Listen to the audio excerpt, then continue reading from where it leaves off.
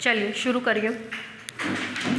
लिखिए, आप लोगों को ऑस्क्यूलेटिंग प्लेन बता दिया गया था, ठीक है। ऑस्क्यूलेटिंग प्लेन में एक फॉर्मेट बताया गया था, पैरामीट्रिक फॉर्म, ठीक। नेक्स्ट फॉर्मेट लिखिए। कुछ हेडलाइन डलवाए थे क्या?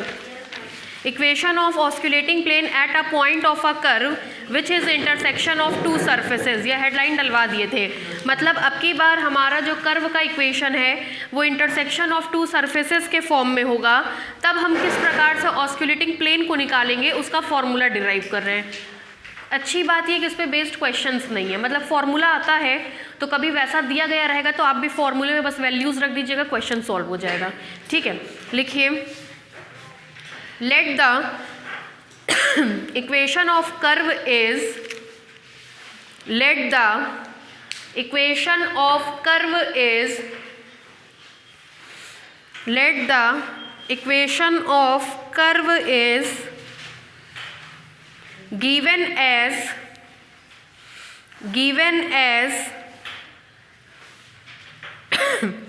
intersection of two surfaces, given as intersection of two surfaces, given as intersection of two surfaces। देखिए, पहला सरफेस का इक्वेशन होता है आपका Fi ब्रैकेट में या F1 ब्रैकेट में x1 x2 x3 is equal to 0, और दूसरा होता है F2 x1 x2 x3 is equal to 0, बीच में कॉमा लगा करके लिखते हैं, that means intersection of to surfaces. लिखिए, हाँ लिखना है बिल्कुल।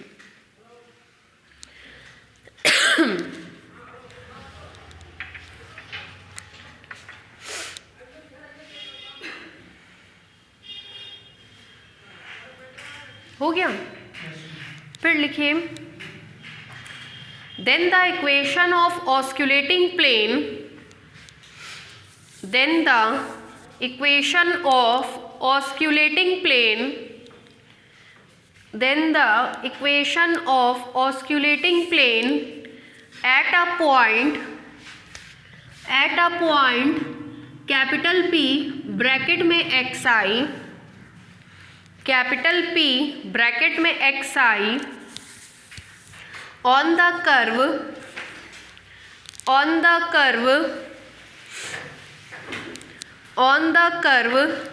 can be obtained in following manner, can be obtained in following manner, can be obtained in the following manner। अगर आपको कुछ ध्यान आ रहा हो तो जब हमने पहले इसका फॉर्मूला डिराइव कराया था तो आपको एक बात बताया था, नॉर्मल लाइन और टेंजेंट लाइन के बीच में बनने वाला एंगल 90 डिग्री। अच्छा, एक बात सोचिए, ये कोई कर्व है, ये कर्व का कोई पॉइंट है PXI, ये curve intersection of to surfaces के फॉर्म में मिल रहा है ना। अगर इस कर्व के किसी पॉइंट पर हम ये टेंजेंट ड्रॉ कर दें, ये टेंजेंट ड्रॉ कर दें, तो ये प्लेन ऑस्क्यूलेटिंग प्लेन तब कहलाएगा जब वो इस टेंजेंट को क्या करता हो, कंटेन करता हो। तो इस टेंजेंट का जो डायरेक्शन रेशियो होता है वो क्या होता है, x डॉट आई। आपको पता है जब किसी भी प्लेन का इक्वेशन लिखा जाता है तो प्लेन के इक्वेशन में उस प्लेन के नॉर्मल लाइन का डायरेक्शन रेशियो या डायरेक्शन कोसाइन लेते हैं। किसी भी प्लेन में बताए थे, किसी भी प्लेन में का इक्वेशन लिखते हैं तो उस प्लेन के नॉर्मल लाइन का डायरेक्शन रेशियो या डायरेक्शन कोसाइन लेते हैं। तो ये प्लेन की टेंजेंट लाइन और नॉर्मल लाइन के बीच में बनने वाला एंगल कितना है, डॉट प्रोडक्ट 0। डॉट प्रोडक्ट क्या हो जाएगा, 0। इतनी बात में कोई दिक्कत नहीं। लिखिए चीज़ को, लिखिए लाइन चेंज करके, since x dot I R component of tangent vector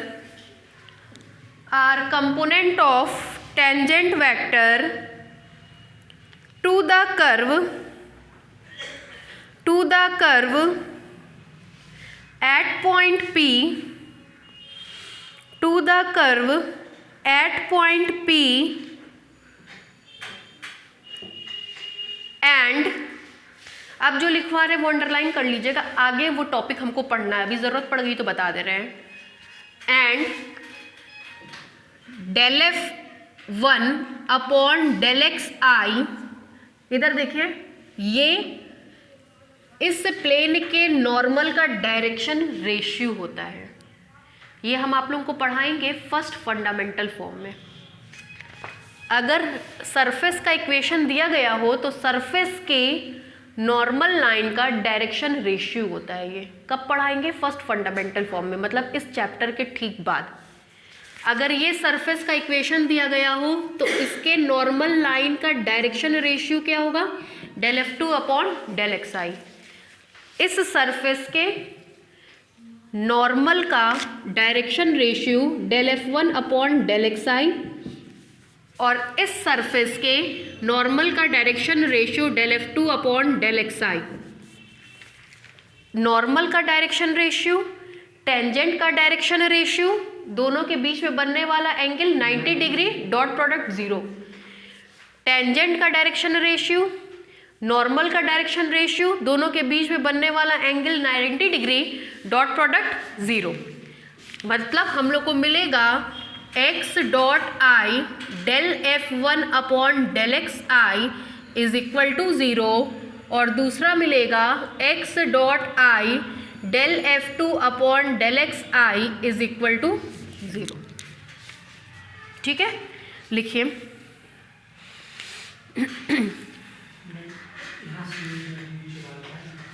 नहीं, अभी तक आप लोगों ने लिखा होगा ना एट P, है ना, and del F upon del F1 upon del XI and del F1 upon del XI comma del F2 upon del XI, del F2 upon del XI are component of normal vector, are component of normal vector. इन सबको underline कर लीजिएगा, ये अभी आपको नहीं बताया गया है, आगे के चैप्टर में ये है। ठीक है, क्योंकि अभी आप कर्व पढ़ रहे हैं, वहाँ पे आप सरफेस पढ़ते हैं। Comma del F2 upon del XI are component of normal vector to the surface, to the surface, to the surface F1 XI is equal to 0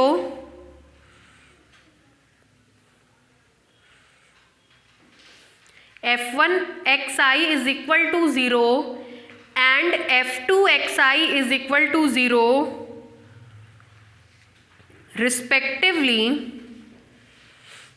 respectively, comma then we have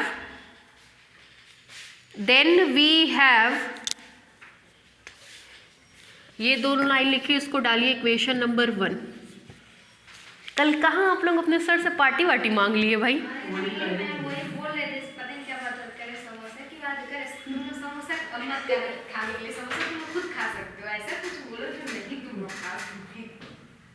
अच्छा, गुस्सा आ गए तो कुछ लोग नहीं आए थे तो कहे तुम लोग खिला देता तुम सब याद बच्चे नहीं आते थे, हम चार ही लोग आए कह रहे थे कि समय हम चार लोगों को कुछ नुकसान। चलिए, आज तो मेरी तरफ से खाइएगा, अपने सर से फिर कभी लीजिएगा। हो गया भाई, आगे बढ़े। चलिए अब देखिए, differentiating equation 1 with respect to t comma we get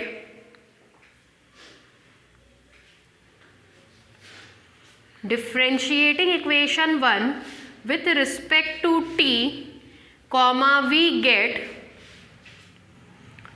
अब हम लोग इक्वेशन 1 को पुनः एक बार t के रिस्पेक्ट में डिफ्रेंशिएट करने चल रहे हैं। जरा यहाँ देखिए कैसे होगा।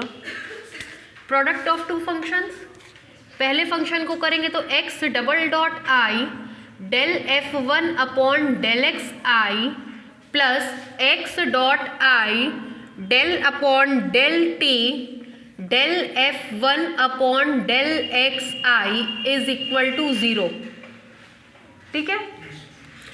And x double dot i del F2 upon del x I plus x dot i del upon del T del F2 upon del x I is equal to 0, ठीक है। फिर देखिए, this implies that x double dot i del F1 upon del x I plus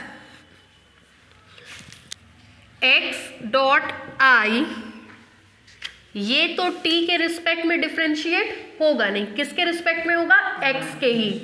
देखिएगा, इतने की जगह del upon del x जे del upon del x J bracket में del F1 upon del x I, क्या अपने पास से लाए हैं, डेल एक्स जे।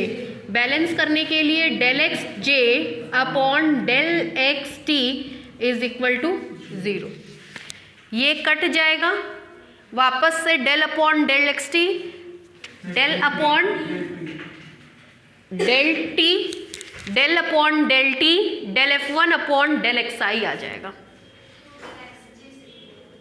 क्योंकि आई इंडेक्स आ चुका है, इसलिए अब हमने क्या इंडेक्स लिया है, जे।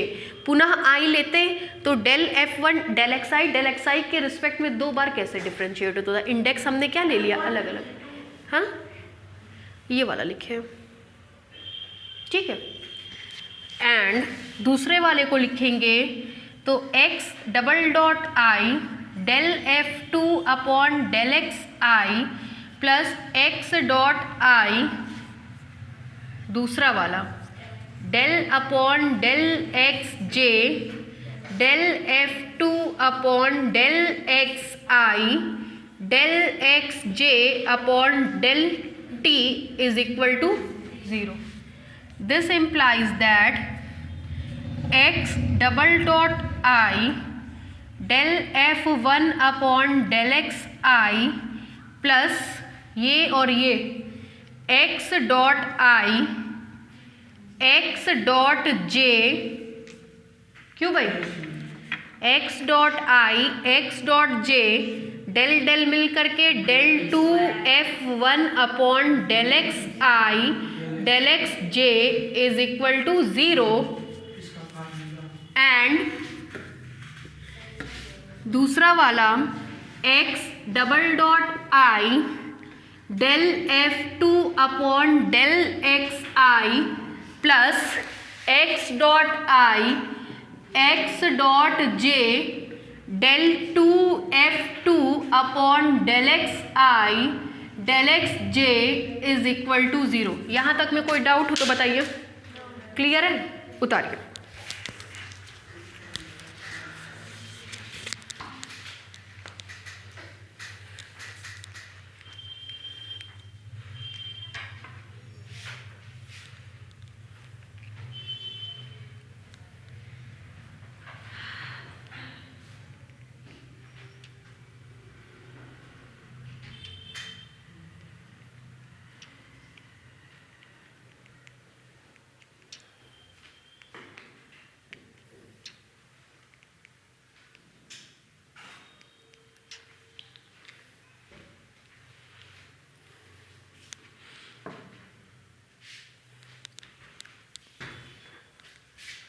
वन हो गया, इसको डाल दीजिएगा 2, इसको डाल दीजिएगा 3।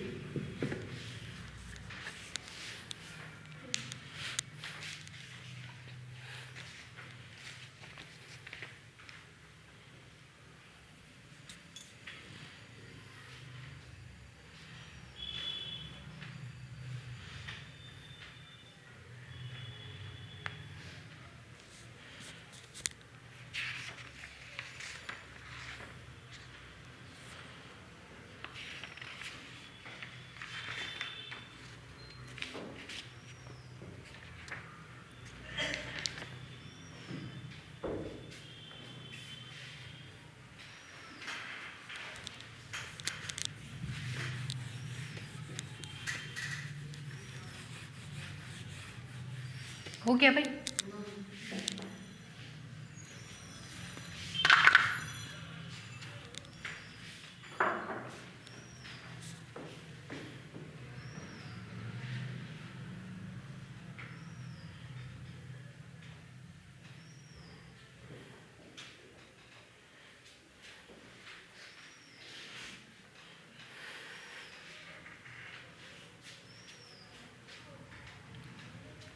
इसका डेरिवेशन आता है, पढ़ के जाइएगा।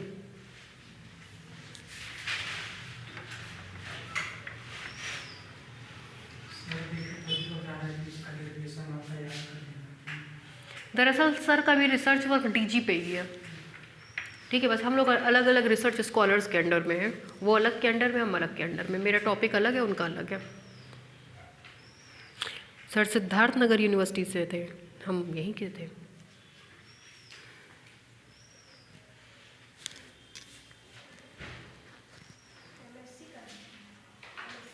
यहीं से शायद, पता नहीं।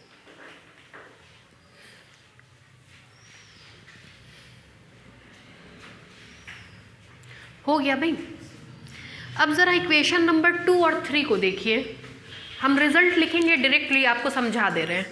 इस टर्म को उधर भेज दीजिएगा, माइनस आएगा। इस टर्म को उधर भेज दीजिएगा, माइनस आएगा। डिवाइड कर दीजिएगा इक्वेशन 2 को इक्वेशन 3 के साथ। तो इतना अपॉन उतना इज इक्वल टू इतना अपॉन उतना, माइनस से माइनस क्या होगा, कैंसिल हो जाएगा, ठीक है। तो देखिए क्या आएगा, x डबल डॉट आई, इस वाले से del F1 upon del x i whole upon x double dot i del F2 upon del x I is equal to, इस वाले से x dot i x dot j del 2 F1 upon del x i del x j whole upon x dot i x dot j del 2 F2 upon del x i del x j। कोई doubt? अब होशियार लोग काट देंगे इन सबको, है ना, क्योंकि डॉट प्रोडक्ट उनको ध्यान ही नहीं है कि डॉट प्रोडक्ट लिया गया था, इसलिए काट पीट के किनारे। काटिए पीटिएगा मत काटिएगा मत, मिलेगा फिर। देखिए इसको मान लेंगे हम लोग इक्वेशन नंबर 4। यहाँ तक में कोई दिक्कत? देखिए from equation 2 and 3 comma we have, from equation 2 and 3 comma we have, equation number 4 लिखिए।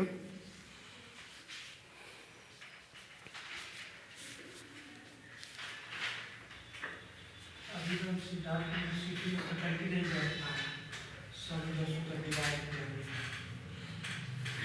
वो सब तो होगा। आगे जो को दे दिया गया वो बच्चे रन निकाल कर पढ़ते हैं। कल 2 बजे से क्लास रहेगा, ठीक है।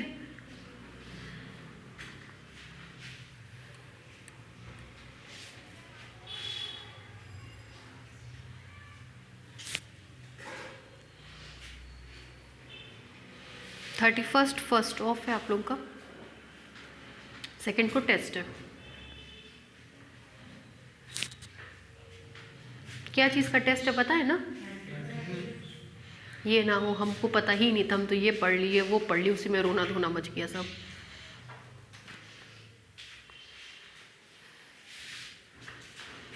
ठीक है, अच्छा जरा हमको ना सरफेस छोड़िए, सरफेस छोड़िए, टेंजेंट प्लेन का इक्वेशन बताइए। टेंजेंट प्लेन का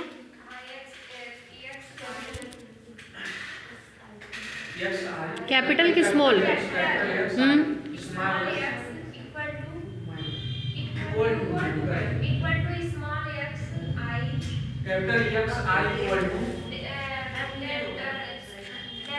आप लोग ना पढ़ाई लिखाई एकदम छोड़ दीजिए। क्या पूछे हम? टेंजेंट प्लेन का A I x I minus x I is equal to 0, ये प्लेन का इक्वेशन है। टेंजेंट प्लेन कब बनेगा? जब टेंजेंट प्लेन के नॉर्मल को यहाँ पे ले लेंगे, तभी ना बन जाएगा। टेंजेंट प्लेन मतलब नॉर्मल प्लेन का इक्वेशन। आपको पता है किसी भी प्लेन के इक्वेशन में बस यही दोनों चीज़ें बदलती हैं। अगर मान लीजिए ये भी नहीं बदल रहा, वो एक्स आई पॉइंट से पास कर रहा, तो केवल ये बदलेगा तो आपका काम हो जाएगा। ए आई मतलब उस प्लेन के नॉर्मल का डायरेक्शन रेशियो या डायरेक्शन कोसाइन। अगर हमारा ये सरफेस है तो इस सरफेस के नॉर्मल का डायरेक्शन रेशियो या डायरेक्शन कोसाइन ये हो गया। तो अगर इस सरफेस के टेंजेंट प्लेन का इक्वेशन हम लिखना चाहें, अगर इस सरफेस के टेंजेंट प्लेन का इक्वेशन लिखना चाहें तो ये होगा। बस इसकी जगह इस प्लेन के नॉर्मल का डायरेक्शन रेशियो लिख देंगे। प्लेन का नॉर्मल मतलब सरफेस का नॉर्मल, ठीक है। तो ये लिखा जाएगा। सरफेस मतलब ये सरफेस है,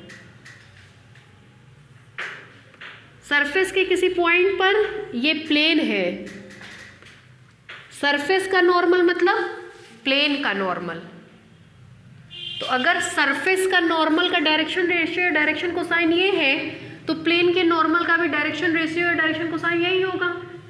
तो हमको नॉर्मल प्लेन का इक्वेशन चाहिए, हमको टेंजेंट प्लेन का इक्वेशन चाहिए।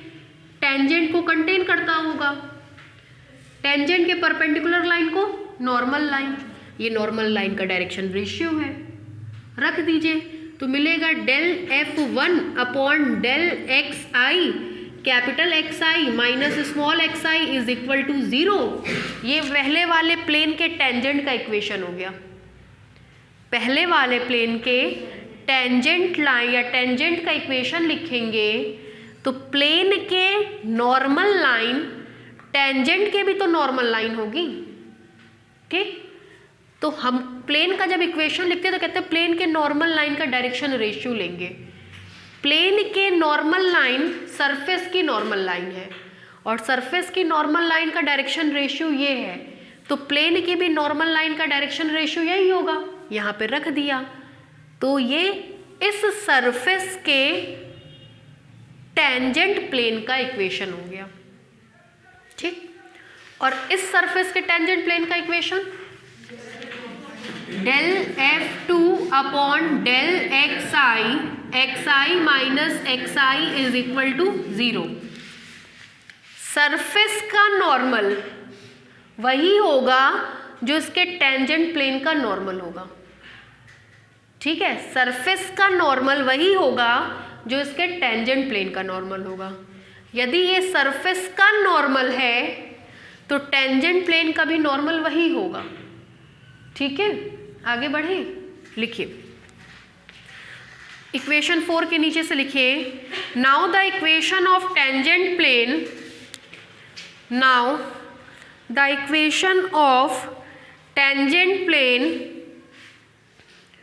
Now the equation of tangent plane at x I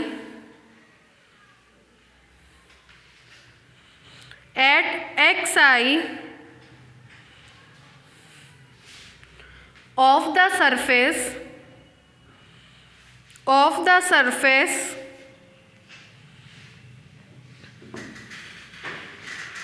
F1 x1 x2 x3 is equal to 0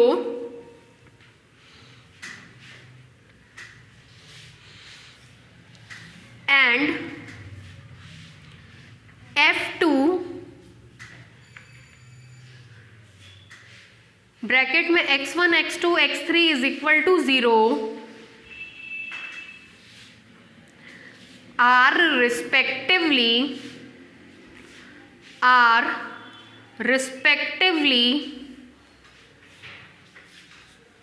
ये this and this are respectively ये और ये।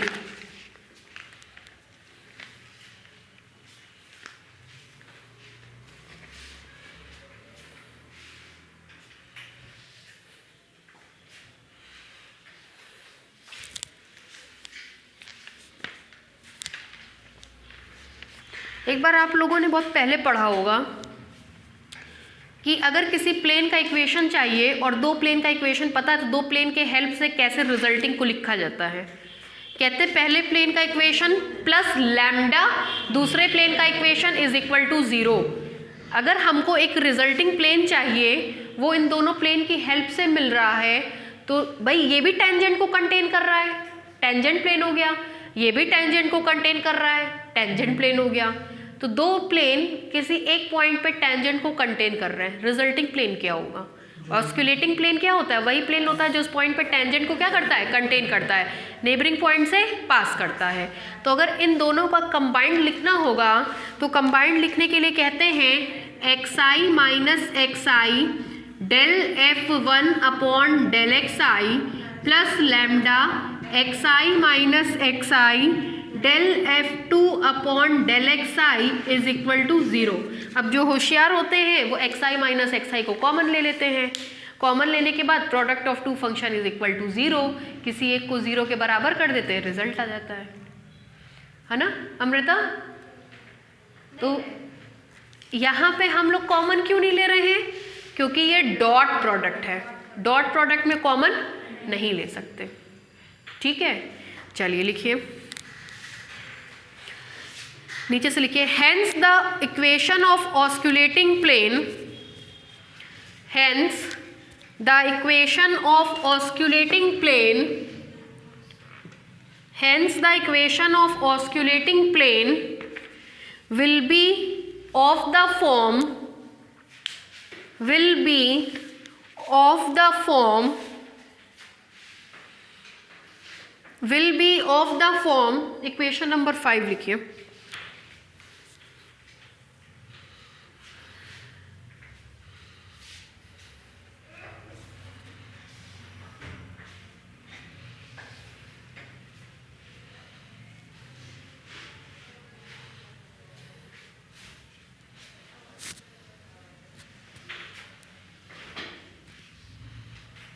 हो गया? अच्छा, आप लोगों को लास्ट टाइम पे हम एक थ्योरम दिए थे, कहते हैं ऑस्कुलेटिंग प्लेन किसी भी कर्व के साथ 3 पॉइंट ऑफ कांटेक्ट रखता है। कुछ ध्यान आ रहा है? अगर हाँ होमवर्क दिए थे, स्टेटमेंट याद है? ऑस्कुलेटिंग प्लेन किसी भी कर्व के साथ 3 पॉइंट ऑफ कांटेक्ट रखता है, याद है? 3 पॉइंट ऑफ कांटेक्ट रखेगा तो third order derivative will be never equal to 0, first and second order derivative is equal to 0। ये पूरा का पूरा आपको लैम्डा के फॉर्म में अब दिख रहा होगा। ठीक है यार, लैम्डा पैरामीटर है, ये आपको पता है xi किसका फंक्शन है? t का। तो ये पूरा का पूरा किसके फॉर्म में आपको दिखेगा? t के फॉर्म में। ठीक, तो उसको फर्स्ट ऑर्डर डेरिवेटिव निकालेंगे equate to 0, second order derivative निकालेंगे equate to 0, third order derivative will never be equate to 0। कहते ना आगे उस थ्योरम का यूज पड़ेगा, कई जगह पड़ेगा। हमेशा और हमेशा ऑस्कुलेटिंग प्लेन किसी भी कर्व के साथ 3 पॉइंट ऑफ कांटेक्ट रखता है। 3 पॉइंट ऑफ कांटेक्ट का मतलब third order derivative will never be equal to 0, second order derivative and first order derivative will be equal to 0। ठीक है, लिखिए तब नीचे से लिखिए, since we know that inverted comma में लिखिए osculating plane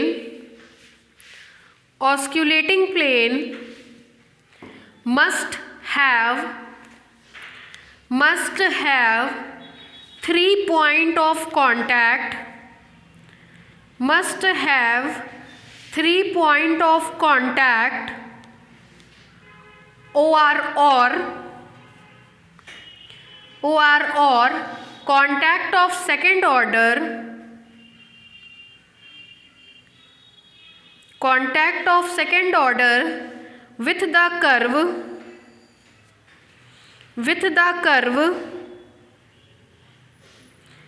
then we have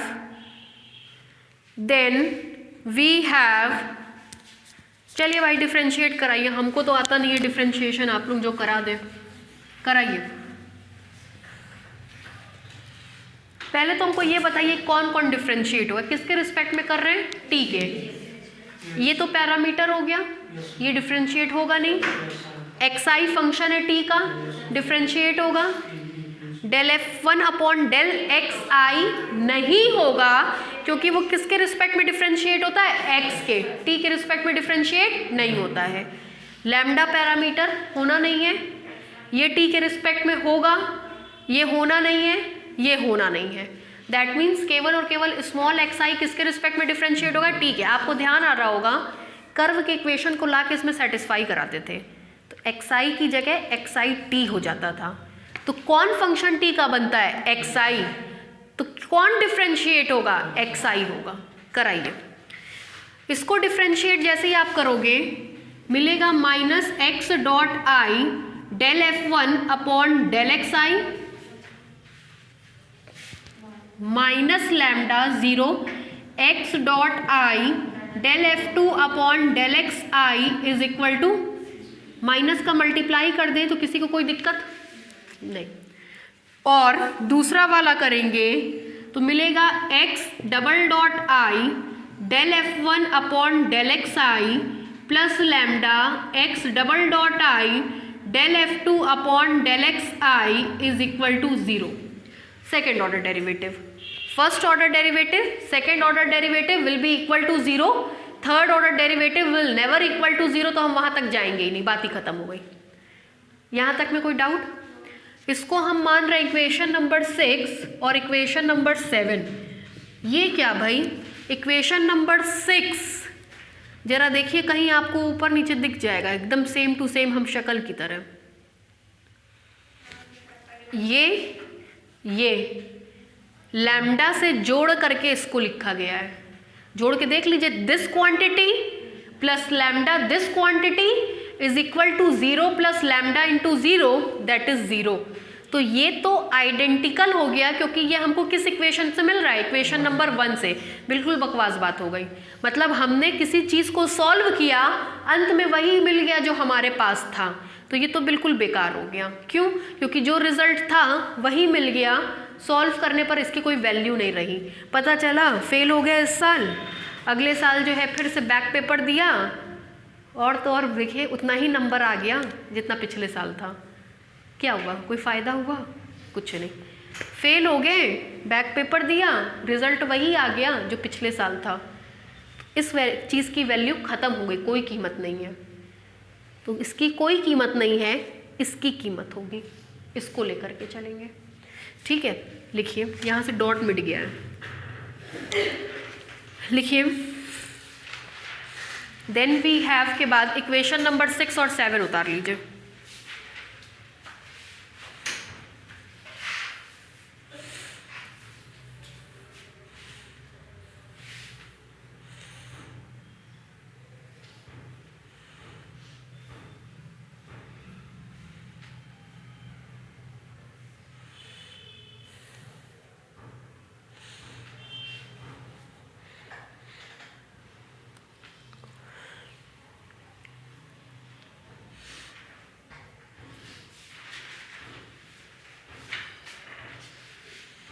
हो गया, आगे बढ़े।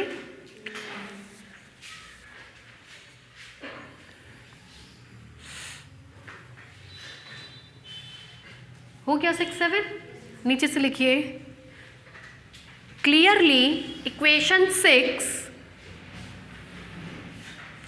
Is identical to the equation 1। Clearly equation 6 is identical to the equation 1. Therefore from equation 4 and 7, therefore from equation 4 and 7 comma we have, therefore from equation 4 and 7 comma we have, ठीक है। जरा 7 को पहले देखिए, 7 से हमको ना लैम्डा की बस वैल्यू निकलवा दीजिए। काम करिए, केवल किसकी वैल्यू निकलवा दीजिए, लैम्डा की निकलवाइए। बोलिए, lambda is equal to minus x double dot i del F1 upon del x i whole upon x double dot i del F2 upon del x i. 4 देखिए, x double dot i del F1 upon del x i upon x double dot i del F2 upon del x I is equal to minus x dot i x dot j del 2F1 del x i del x j whole upon x dot i x dot j del 2F2 upon del x i del x j. ठीक, आगे बढ़े। फिर देखिए, ये तो 4 और 7 की help होगी, जरा 5 को देखिएगा। From equation 5 comma we have, चलिए इक्वेशन 5 से देखिए, x I minus x i del F1 upon del x I is equal to, उधर जाएगा माइनस लैम्डा का मान हमारे पास एक बार लिख दे रहे, minus lambda x I minus x i del F2 upon del x i, x I minus x i del F1 upon del x I is equal to lambda minus lambda की जगह ये मान रख दीजिए, x dot i x dot j del 2F1 del x i del x j whole upon minus lambda की जगह रख रहे हैं, हाँ प्लस हो जाएगा, एक्स dot i x dot j del 2F2 upon del x i del x j. ठीक, साथ में आएगा इनटू ये टर्म सीधे सीधे x I minus x i del F2 upon del x i. ठीक है, फिर देखिए, दिस इम्प्लाइज दैट, देखिएगा x I minus x i del F1 upon del x i. ठीक, 1 वाले टर्म को उधर ला रहे हैं, x dot i x dot j del 2F1 upon del x i del x j. ठीक है भाई, इज इक्वल टू, ये तो ऊपर चला गया, x I minus x i del F2 upon del x i whole upon x dot i x dot j del 2F2 upon del x dot i del x dot j. ये है आपका equation. अगर इस format में हो तो एक बार x आई के रिस्पेक्ट में डिफ्रेंशिएट कर देंगे, दूसरी बार एक्स आई के रिस्पेक्ट में डिफ्रेंशिएट कर देंगे, मान ले जा करके पुट कर देंगे, आपको आपका एक्सप्रेशन मिल जाएगा। ठीक है, ज़रा सा देखिएगा 7, इसको मान ले रहे हैं 8, यहाँ पे मान पुट किए हैं तो बस लिख दीजिएगा फ्रॉम इक्वेशन 8, इसके आगे। ठीक है, इस वाली लाइन के आगे फ्रॉम इक्वेशन 8 पुट कर दीजिएगा। ठीक है भाई, ठीक ठाक है आप लोग, उतारिए। कहाँ से उतारेंगे? कुछ लिखवाए हैं? वी हैव, ये लाइन यहाँ से पूरा उतार लीजिए।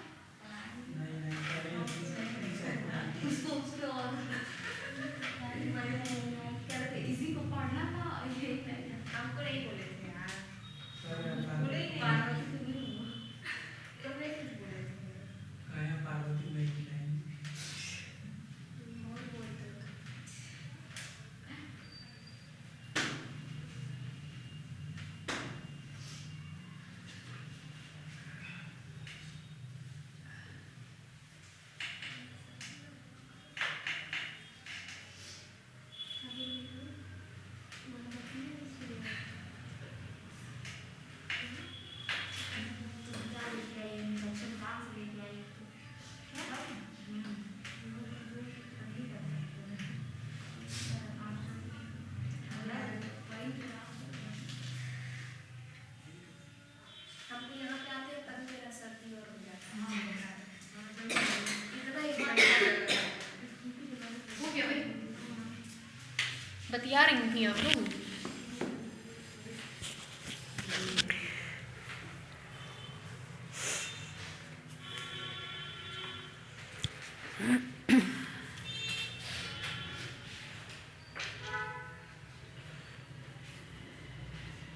और टेस्ट की ना तैयारी करके आइएगा, बस ऐसे ही मतलब ये नहीं हुआ कि हाँ चल दिए लिख दिए हो गया टेस्ट, प्लीज़ ये काम मत करिएगा। ईमानदारी से पढ़ करके आइए। अब आप लोग इतने मैच्योर हो चुके हैं, आपसे ये ना कहना पड़े कि पढ़ो। अब नहीं पढ़ेंगे तो कब पढ़ेंगे? कोई अलग से टाइम तो मिलेगा नहीं पढ़ने के लिए कि लो बेटा पढ़ो आराम से, बहुत समय है ना।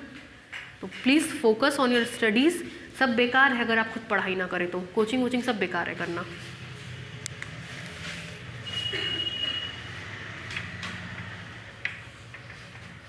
लिखिए, हो गया।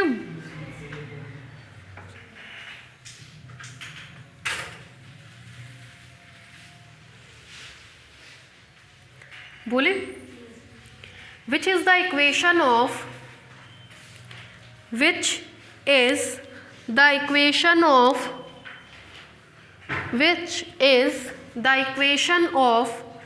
required osculating plane, which is the equation of required osculating plane, which is the equation of required osculating plane when the curve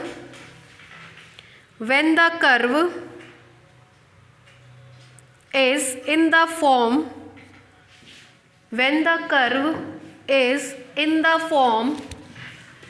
of intersection of two surfaces. When the curve is in the form of intersection of two surfaces.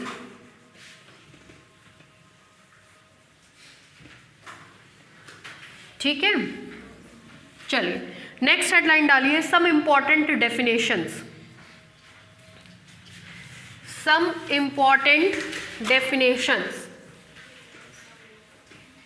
Important definitions. पहली headline डालिए, normal plane.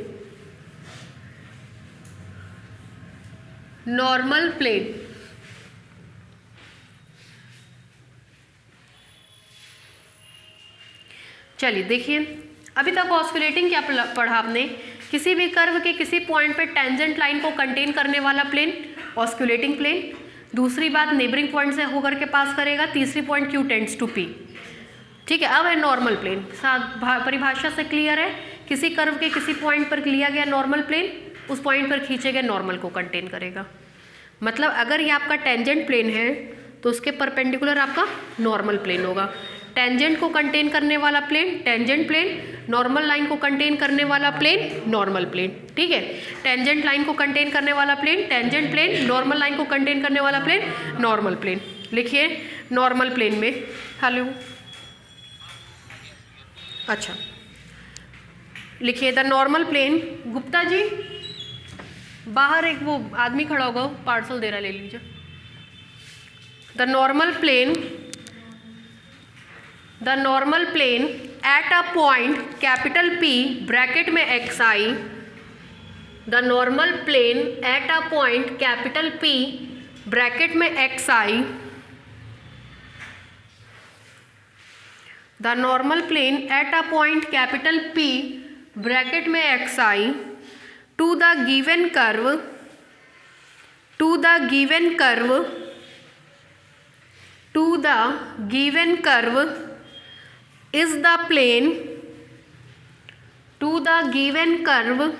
is the plane passing through capital P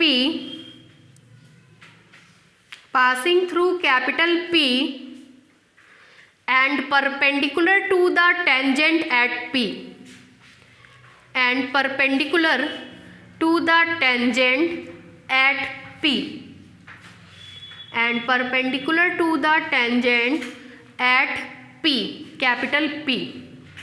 ठीक है, ठीक है मुकेश। दूसरे शब्दों में आप क्या कह सकते हैं, किसी पॉइंट पर खींचा गया ऐसा प्लेन जो नॉर्मल को क्या करता हो, कंटेन करता हो। हमको तो दूसरी परिभाषा ज़्यादा सुविधाजनक लगती है, कोई तो उम्मीद हम यही करेंगे कि आप लोग भी वैसे ही पढ़ें। ऑस्क्यूलेटिंग प्लेन मतलब टेंजेंट को कंटेन करने वाला प्लेन जो नेबरिंग पॉइंट से पास करे और Q tends to P। Normal plane मतलब उस पॉइंट पर खींचे गए नॉर्मल को कंटेन करता हो। नीचे से लिखिए, in other words comma a plane containing a normal at P, a plane containing a normal at P, a normal at P, in other words a plane containing a normal at P is called normal plane, is called normal plane। चलिए जरा black board पे देखिए, curve है, curve पे कोई point P x आई है, tangent है, normal है। टेंजेंट को कंटेन करने वाला प्लेन ऑस्क्यूलेटिंग प्लेन, जो नेबरिंग पॉइंट से होकर के पास करता हो, ठीक, जब Q टेंड्स कहाँ करता हो, P पे करता हो, ये हमारा ऑस्क्यूलेटिंग, ठीक है। इसके नॉर्मल जो प्लेन होता है उसको क्या कहते हैं, नॉर्मल प्लेन। आपको पता है जब किसी भी प्लेन का इक्वेशन लिखते हैं तो उसके नॉर्मल लाइन का डायरेक्शन रेशियो या डायरेक्शन कोसाइन लिखते हैं। अभी जस्ट पहले वाले आर्टिकल में हम ऑस्क्यूलेटिंग प्लेन का लिख रहे थे, तो यहाँ के लिए नॉर्मल लाइन का direction cosine del f i या del F1 upon del x i लिया था, ठीक। मतलब इसका जो डायरेक्शन रेशियो होता है वो del F1 upon del x i होता है, और टेंजेंट लाइन का जो डायरेक्शन रेशियो होता है वो TI होता है। तो अब हम जब इसका इक्वेशन लिखेंगे तो इसके परपेंडिकुलर लाइन का डायरेक्शन रेशियो या डायरेक्शन कोसाइन लेंगे। इसके परपेंडिकुलर लाइन का डायरेक्शन रेशियो या डायरेक्शन कोसाइन क्या होगा, TI। तो इक्वेशन होगा TI capital XI minus XI is equal to 0, ठीक है। ये किसका इक्वेशन हो गया, नॉर्मल प्लेन का। लिख सकते हैं, कोई दिक्कत नहीं। TI का मतलब X डैश I, TI का मतलब X dash I, XI minus XI is equal to 0। X dash I का मतलब X dot I upon S dot XI minus XI is equal to 0। Index free constant quantity, इधर multiply कर दीजिए, X dot I XI minus XI is equal to 0, ठीक है। चलिए लिखिए,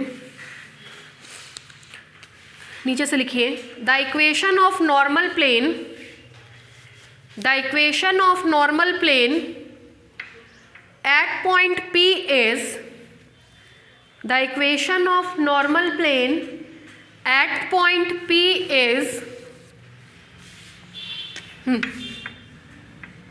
ये TI XI minus XI is equal to 0, TI XI minus XI is equal to 0, ठीक है। नेक्स्ट दूसरा पॉइंट इसमें, प्रिंसिपल नॉर्मल। अरे छोड़िए, क्या रखा है बनाने में, अभी बहुत पढ़ना है, छोड़ दीजिए। अभी हम बताएंगे इसका स्टैंडर्ड डायग्राम। प्रिंसिपल नॉर्मल,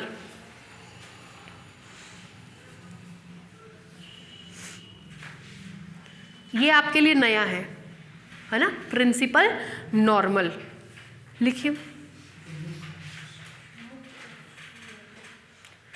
लिखिए द प्रिंसिपल नॉर्मल। एक सेकेंड, एक चीज़ ध्यान रखिएगा, नॉर्मल प्लेन है, ऑस्क्यूलेटिंग प्लेन है, नॉर्मल प्रिंसिपल नॉर्मल लाइन है, ठीक है। प्रिंसिपल नॉर्मल लाइन है, अरे हम बता रहे क्या है वो छोड़ दीजिए, लेकिन प्रिंसिपल नॉर्मल क्या है, लाइन है, ठीक है। लिखिए, the principal normal at a point P, the principal normal at a point P to the given curve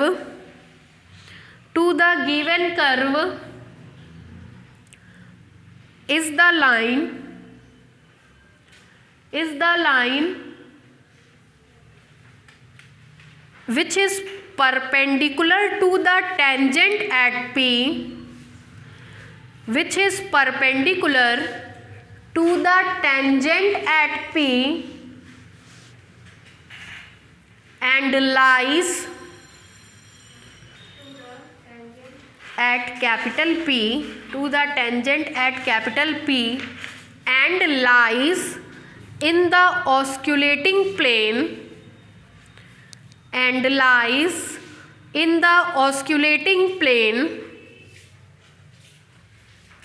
is called principal normal,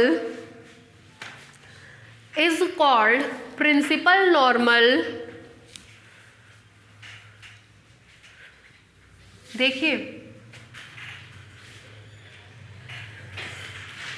x axis, y axis, z axis, यही plane बढ़ जाता है।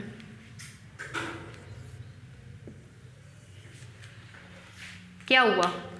एक ऐसी लाइन जो नॉर्मल लाइन के perpendicular हो, ठीक है, और कहाँ लाई करती हो? ऑस्क्यूलेटिंग प्लेन में, उसको बोलते हैं प्रिंसिपल नॉर्मल लाइन। क्या बोलते हैं? Principal normal line. अब पढ़िए क्या लिखवाएं आपको। The principal normal at a point P to the given curve is the line which is perpendicular to the tangent, दोनों के बीच का angle 90 degree. X axis, y axis, z axis तीनों एक दूसरे के क्या होती हैं? Perpendicular, which is perpendicular to the tangent and lies in the osculating plane. ऐसी लाइन जो टेंजेंट लाइन के परपेंडिकुलर है, यद्यपि कहाँ लाई करती है? ऑस्क्यूलेटिंग प्लेन में।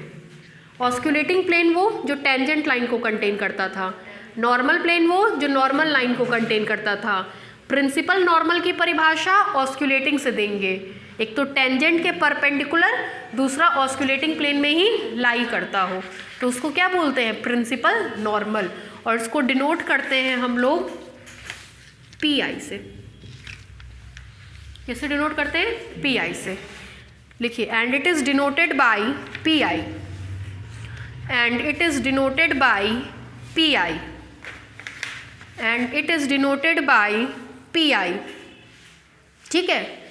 ऑस्क्यूलेटिंग प्लेन की दूसरी परिभाषा कहते, 2-3 परिभाषा बताएंगे। पहली परिभाषा बताए थे, टेंजेंट लाइन को कंटेन करता हो, नेबरिंग पॉइंट से पास करता हो और Q टेंड्स टू P, भूल जाइए। ऑस्क्यूलेटिंग प्लेन वो प्लेन है जो अपने में टेंजेंट और प्रिंसिपल नॉर्मल दोनों को कंटेन करता है। टेंजेंट को भी कंटेन करता है और प्रिंसिपल नॉर्मल को भी, उसको बोलते हैं ऑस्क्यूलेटिंग प्लेन। डालिए तीसरी हेडलाइन, ऑस्क्यूलेटिंग प्लेन। तीसरी headline, osculating plane. Osculating plane, तीसरी हेडलाइन ऑस्क्यूलेटिंग प्लेन। बोले, the osculating plane is a plane, the osculating plane is a plane, the osculating plane is a plane which contains tangent TI, which contains tangent TI and principal normal PI, and principal normal PI, हाँ, which contains tangent TI and principal normal PI। ठीक है, PI ऊपर होगा आई हमेशा, PI TI इन सब में index ऊपर होंगे। ठीक है, बाई नॉर्मल डाल करके बस अब छोड़ दीजिए, कल बताएंगे। बाई नॉर्मल, हाँ इसी में ही है, नेक्स्ट पॉइंट है बाई नॉर्मल।